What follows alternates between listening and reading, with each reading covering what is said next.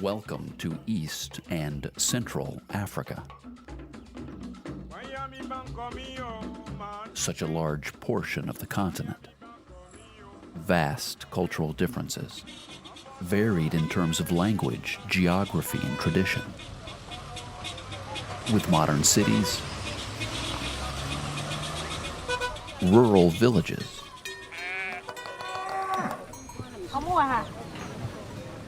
arid deserts, open grasslands, and lush jungles.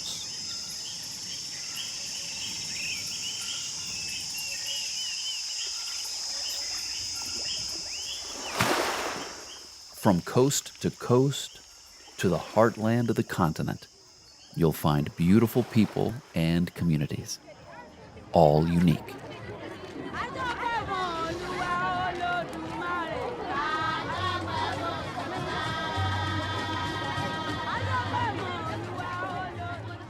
Many, however, are facing tremendous challenges.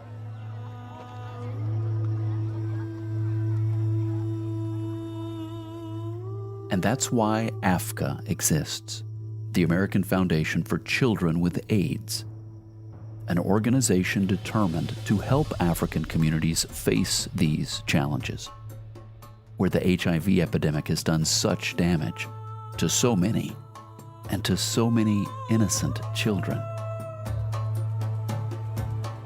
They know what they want for their children, but they just need a hand up.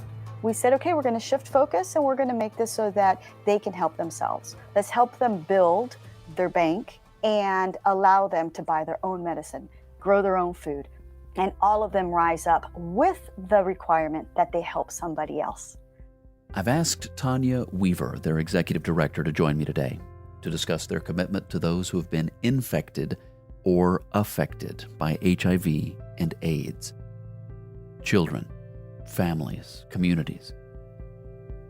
AFCA provides much-needed medications, medical equipment, livelihood programs, and emergency supplies, all of which is changing lives across the several countries here where they work. Let's get to know the American Foundation for Children with AIDS, their heart for the children and families of East and Central Africa, and their determination to make a difference.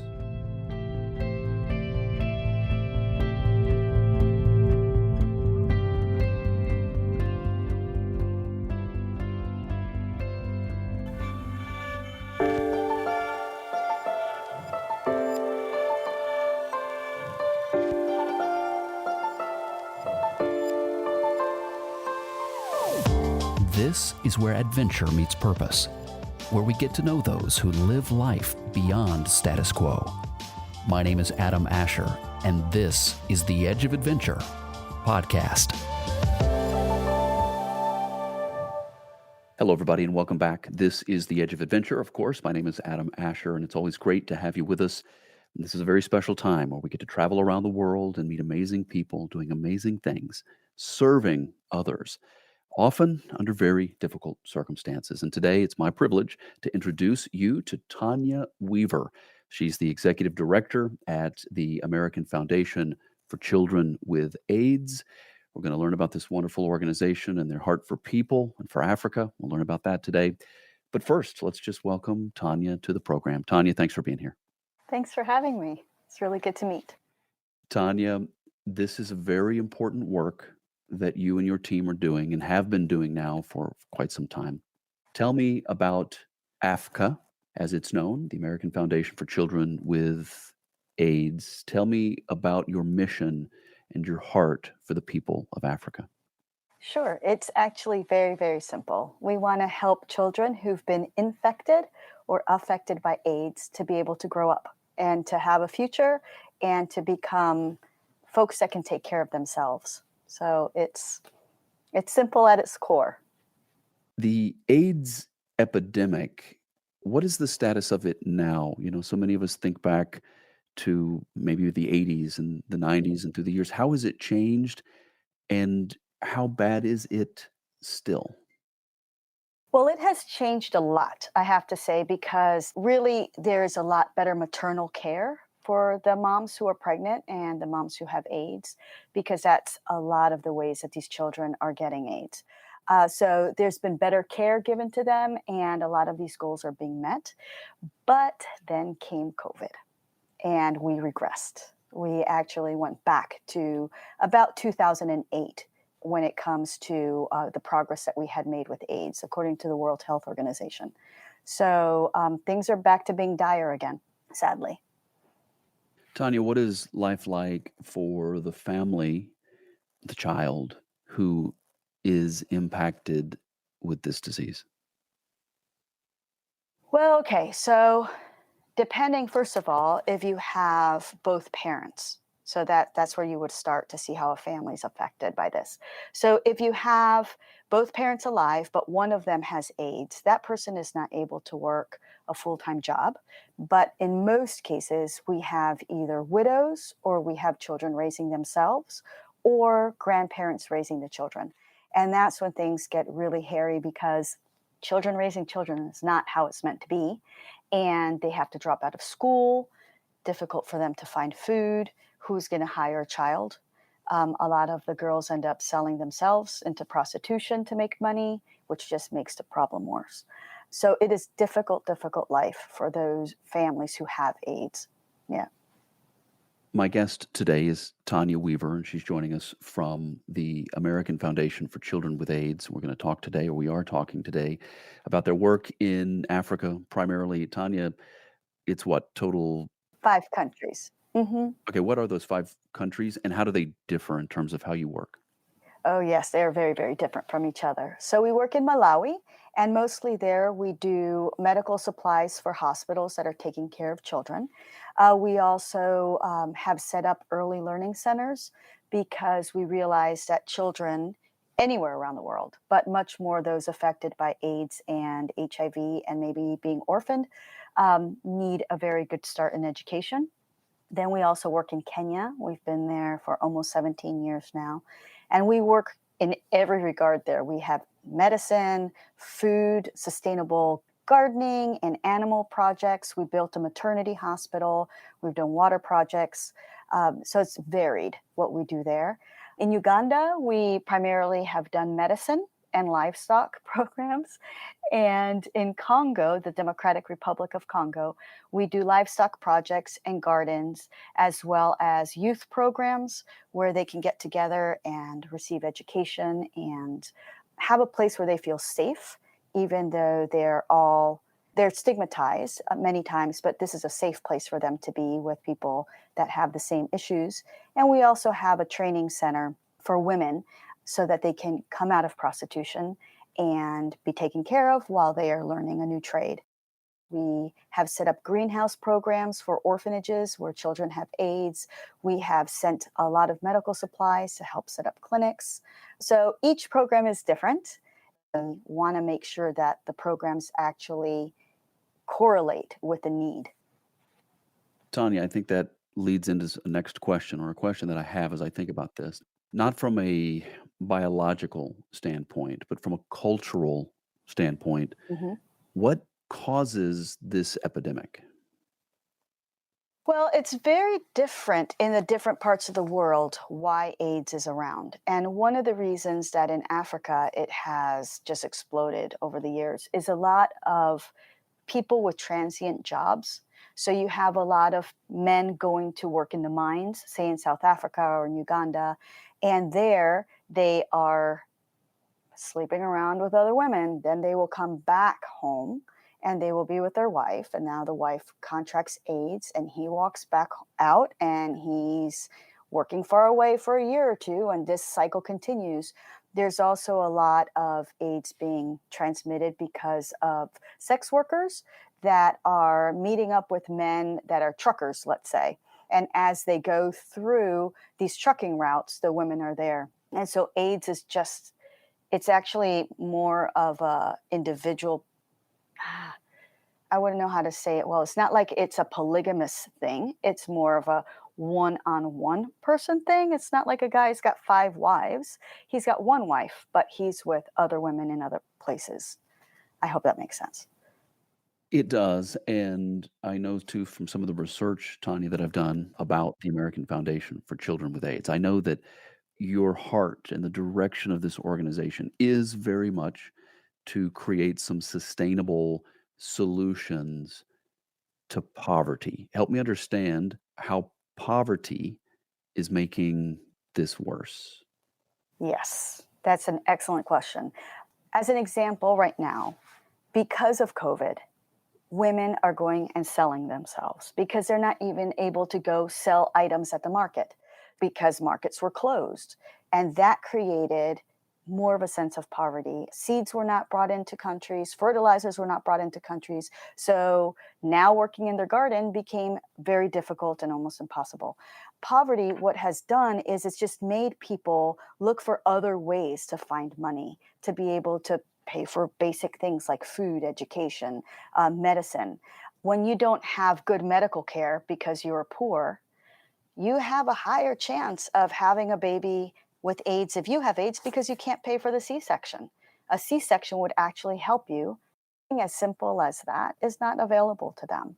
If a mom has AIDS and she doesn't want to breastfeed her child, but she's poor, how is she going to afford formula and clean water? So there's different things that are exacerbated because of poverty. And that's why we believe in trying to lift people out of poverty and giving them a chance of being able to take care of themselves, buy the medicine they need, get educated, get jobs that actually keep them away from this dangerous cycle. All right, let's talk about a couple of things that have more to do with the approach. And different organizations have different types of approaches to solving the problems that they're facing. As we think about the help that you bring and the way that you're assisting these communities and these countries, what's really the objective on an individual level, right? I know, I believe personally that there very much is that time when a person can't help themselves Mhm. and they need to be helped. And I think to some degree we have all been there when we couldn't help ourselves, but thankfully someone was there to help us. But the long-term solution for these communities is what? For them to be able to help themselves. That's our goal. When we first started, we were giving medicine out because nobody was actually giving medicine out for children. And then when we had some famines and some hungers happening in different parts of Africa, we started giving out a quick response to help these people survive. But in sitting down with the communities and we were discussing, how is this going to help you in the future? We said, no, we have to actually develop long term sustainable programs, still be able to react to emergencies, but allow people to help themselves. My African friends are super hardworking. They know what they want for their children, but they just need a hand up. We said, okay, we're going to shift focus and we're going to make this so that they can help themselves. Let's help them build their bank and allow them to buy their own medicine, grow their own food, and all of them rise up with the requirement that they help somebody else. So the idea is they can do it. Let's just help them on their way, just like my parents would have helped me. We all need that help. And so this is how we do it. Tanya, you mentioned the 5 different countries. Talk to me about the diversity, and I think the diversity side is one of the things that probably pulled you into this line of work, I guess I should say. This love of the diversity in the different parts of Africa. Tell us about that. It is so different place to place. Like in the States, so many people say, oh, Africa as a country. But there's so many countries, and within each country, there's so many amazing people and tribes and groups and languages. And so we work in capital cities, like in Kampala, which is huge, huge city of many millions, all the way to these tiny, tiny little villages in the middle of nowhere, Congo. We work in Bulawayo, the second largest city in Zimbabwe, but we also work in a small town in Kenya, close to Lake Victoria. So we go from English speaking countries because they were British colonized to French speaking in Congo because they were Belgian colonized. We go from tribal type mentality to, city modern type mentality where people are more individual. So it's very diverse. It keeps me hopping because I'm changing languages constantly, I'm changing people groups constantly, how we do things, cultures. It's exciting. It really is exciting work for somebody who likes to travel and somebody who likes to learn. I've really enjoyed being able to be a part of so much difference between all these people that we work with. You're on the edge of adventure. My name is Adam Asher, and it is great to have you with us today for my conversation with Tanya Weaver of AFCA, the American Foundation for Children with AIDS. So thankful for the work they do, and we will continue this conversation with Tanya in just a moment. But I've got a bit more good news that I wanted to share with you. You may have heard me mention the fact that our full length documentary project, our film, is currently slated for distribution in just a few short months. And as I record this right now, the Edge of Adventure documentary film is being reviewed by industry professionals worldwide. And so far, I'm honored to say that the film has been recognized from Hollywood to Hong Kong, from Paris to Palm Springs, from San Francisco to Stockholm. And it means so much to me that you have been with us through it all. Here on the Edge of Adventure, we seek to share the stories of the world's most unsung heroes, those who are giving of themselves around the world under difficult, often dangerous circumstances for the benefit of others.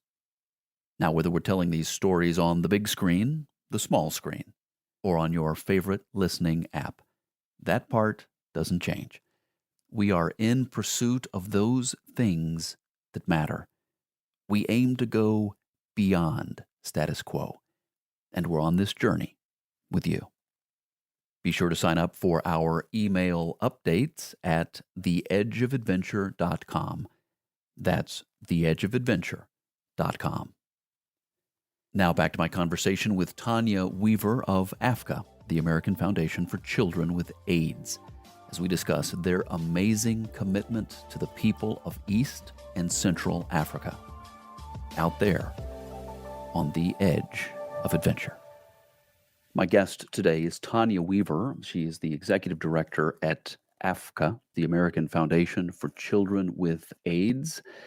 And it's great to get to know her a little bit today and to get to know this organization and the remarkable work they're doing in 5 particular countries in Africa.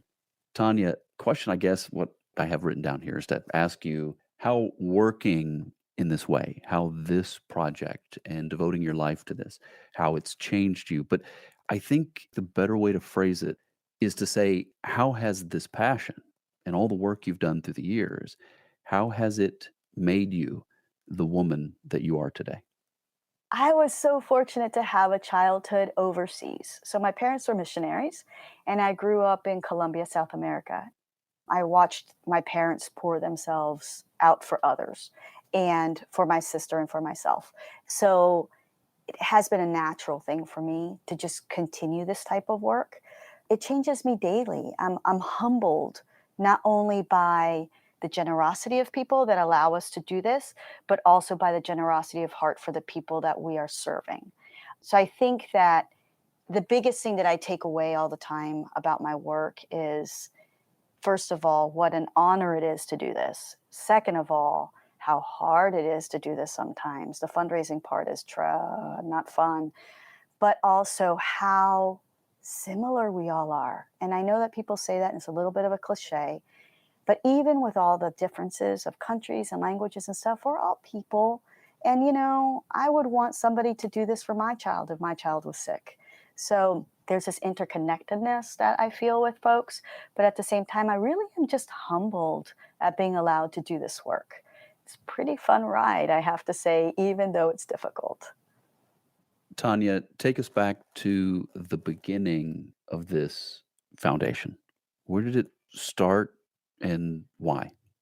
One day, I was in Afghanistan with my husband, Eric. We were working there for another organization, and I was pregnant with our daughter. So, about 17 years ago, I received a phone call in Kabul asking where I would go when we were done with Afghanistan because we were planning on leaving. And I said, we didn't know that we were actually looking at a map. We actually had a map out and we were looking at it and we're like, where's this baby going to be born? The lady who called me was one of the founding board members of the organization. And she said, listen, I've known you for so long, and I think that it would be great if you helped to start this organization and help children in Africa. I said, where will it be based? And she said, anywhere you settle down to raise the baby.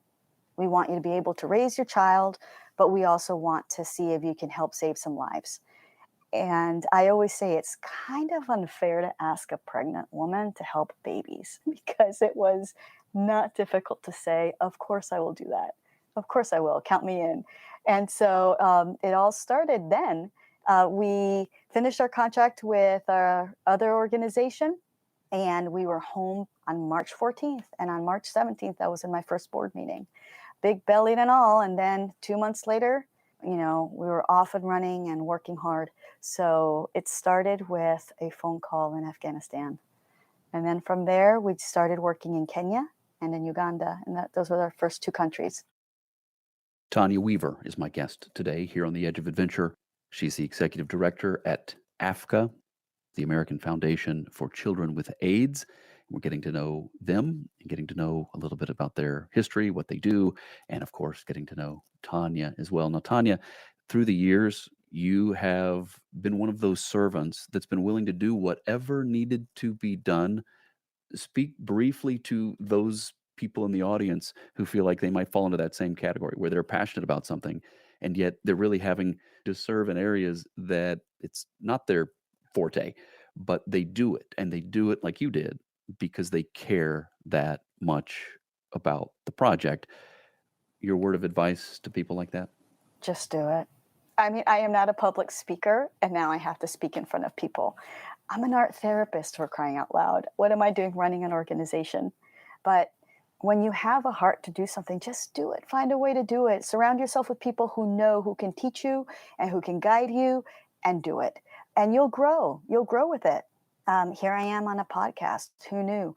So I just say, do it and do it to the best of your ability and always keeping in mind who it is that you're serving.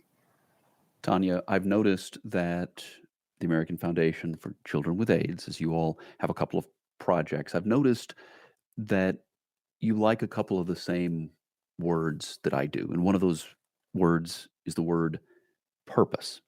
And I always talk about adventure and purpose. I know that so many of us have this desire, this calling to live an adventurous life and to get out of the routine, right? And to go, I always call it beyond status quo, to break out of whatever that daily routine is. And you know there's something more, but you've got to be adventurous to do that.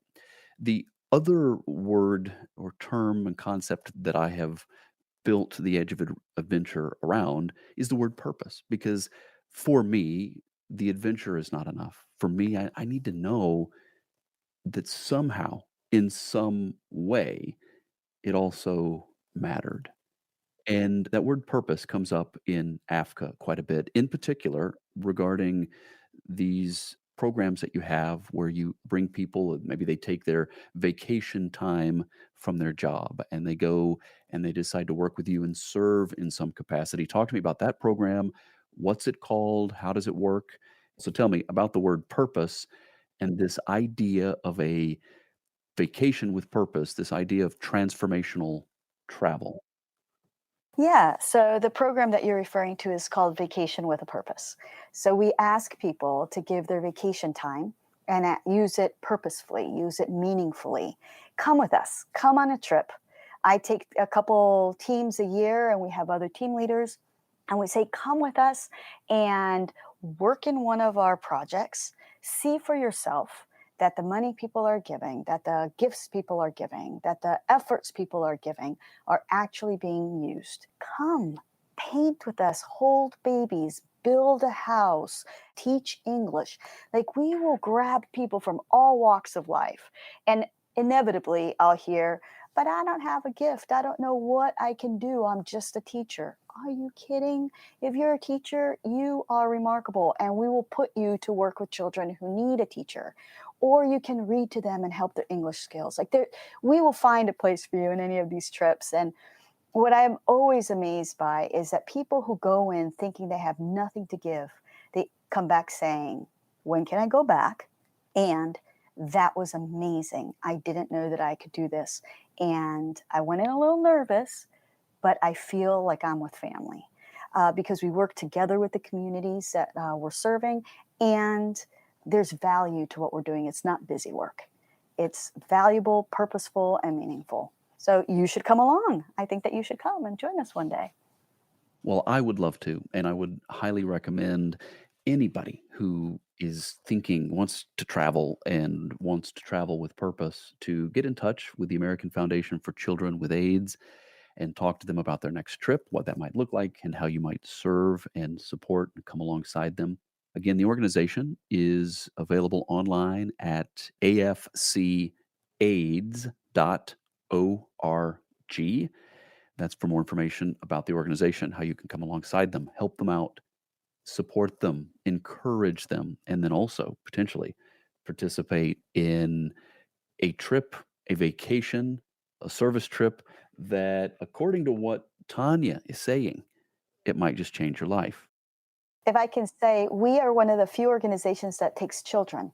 So if a family wants to go, we are so happy to have those children join us because we feel that it is that transformative. It can change a child's life and head them in a different direction than what they thought that they could do.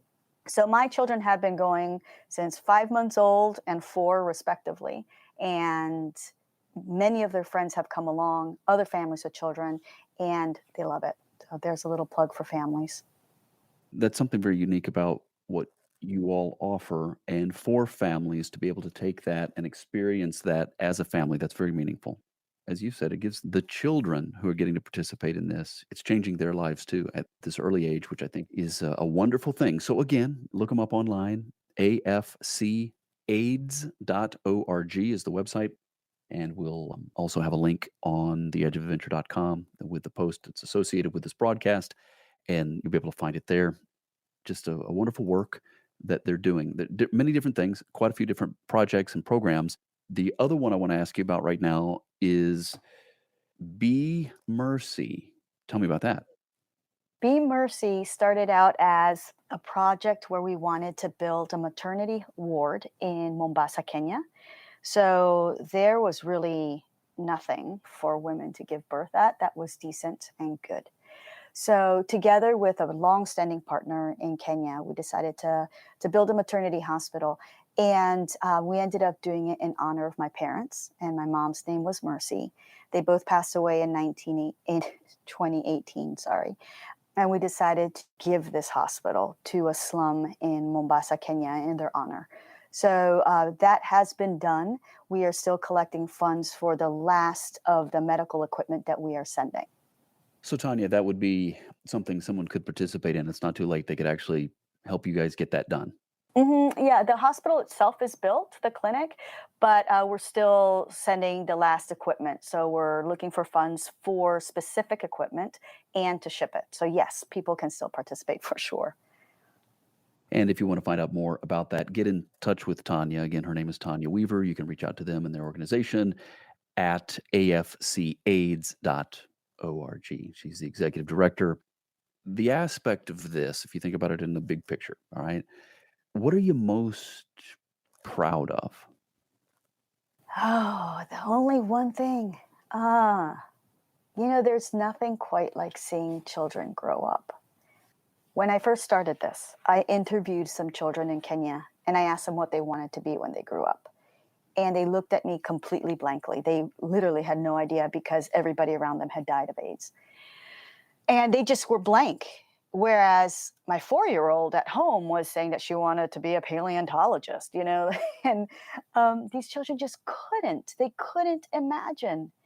And, now, 16 years later, I've got kids that are teachers and social workers and violin players, and they are fabulous. They are alive. These are the same kids that couldn't dream.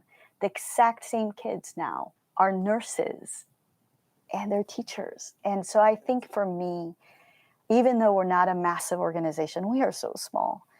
Gosh, to see kids that had no hope become hopeful and become productive adults that are healthy, I think that's the best part of everything. Tanya, how do the communities react to you, to your team, and also to the teams who are coming to serve in some way, right? These teams that might be coming from the US or from around the world with more traditional Western approach to life. So they're on their vacation, they're there to serve, they go into a community. Is there conflict? Is that negative anyway? Or what's their response to the group that comes in to serve? Good question. So, thankfully, we've never had a negative response. But I think the reason is because we include the community when we're talking about bringing volunteers. And we ask the community what it is that they need help with. We don't just assume that we know.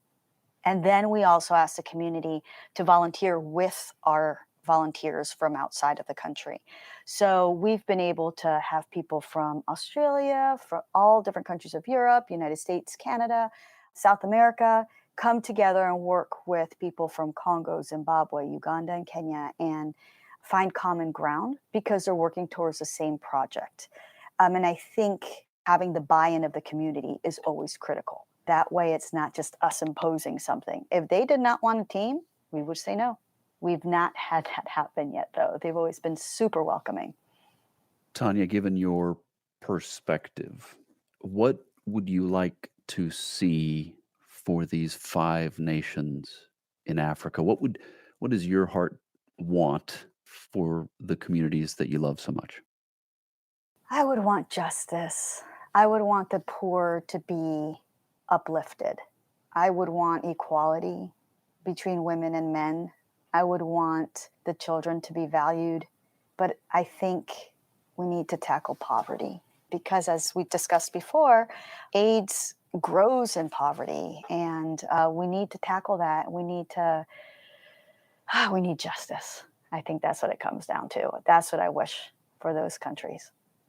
Tanya Weaver is my guest today, the American Foundation for Children with AIDS, and she's the executive director. And we're wrapping up today's broadcast and today's conversation for people who might be considering taking a trip with you or something of that nature.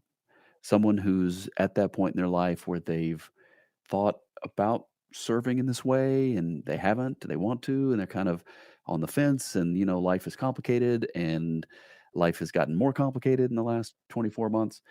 What's your word to that person who's feeling that tug on their heart to do something? Call me. That would be my word. Either call me, email me, WhatsApp me. Let's chat. Let's see what is holding you back. And maybe we're the right fit for you. And maybe you need a nudge. We'll help you make that happen. So, yeah, contact us. Tanya, it's been great to chat with you. What else do we need to know about the American Foundation for Children with AIDS? Any upcoming projects? Anything we haven't covered today? Oh, we have so many projects coming up. We are about to build a new multiplication center for animals in Congo. We're setting up 3 new greenhouses this year in Zimbabwe. We are expanding gardens and livestock projects in Kenya. So we're busy, busy, busy. We're still a 2.5-person staff. So if anybody wants to volunteer, even from far away, you're welcome to. Just contact us and we'll see how we can fit you in. But no, I appreciate you having me and telling people about what we do. Well, it is a privilege to be able to do such things, and it's just a few minutes that we get to chat, and there's so much more to talk about. There's so much more that the American Foundation for Children with AIDS is doing, and so this is really just an introduction for the audience to get to know you and also to get to know the organization. If you're watching the video version, this is their website. I've got it pulled up on the screen here. So this is what you're looking for when you go to afcaids.org,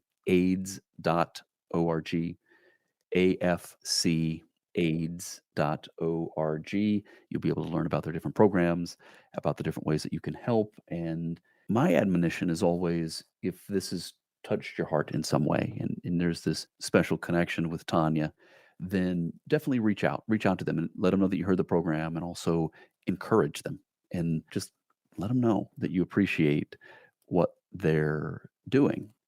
encourage Tanya and her team, get to know them, and share this podcast so that more people get to know about this organization and just get to know them here on the Edge of Adventure. Again, my guest today has been Tanya Weaver from the American Foundation for Children with AIDS. She's the executive director, and you can look them up online at afcaids.org.